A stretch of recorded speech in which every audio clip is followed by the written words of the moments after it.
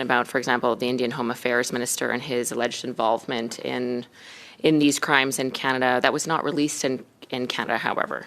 So this is not an information we provided to the journalist. Pardon me, it was not information you provided? No. Who provided it? We did not. Mr. Morrison, can you comment? Did you provide Sure. that information? The journalist called me and asked me if it was that person. I confirmed it was that person.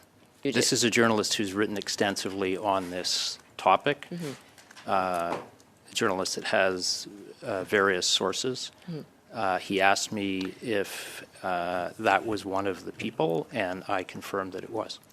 Mr. Ray, you advise the Prime Minister on issues of national security and intelligence, correct? You're the top advisor in Canada, is that correct? Correct. Did you advise him not to release that information publicly in Canada?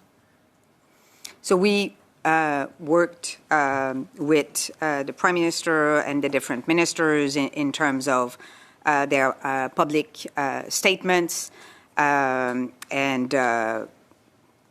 I think this is what I can say. Like we advised and we review what was going to be the Q&As and the public statement by the Prime Minister and the different ministers. I'm trying to understand why it is the Washington Post received information when the Deputy Commissioner, the Commissioner, the Prime Minister, the Public Safety Minister, and the Minister of Foreign Affairs did not provide that information to Canada. And in fact, Canadians wouldn't know unless they were able to read the Washington Post. I just find that quite unfair to the Canadian public that details were released in advance to the Washington Post and confirmed, according to Mr. Morrison, to the Washington Post, but not provided to Canada.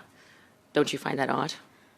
The reason why we offered, as I said in my opening remarks, a background interview to the Washington Post was really to make sure that our side of the story will become clearly and be widely spread, especially at the international level. That was the strategy behind the background interview we gave.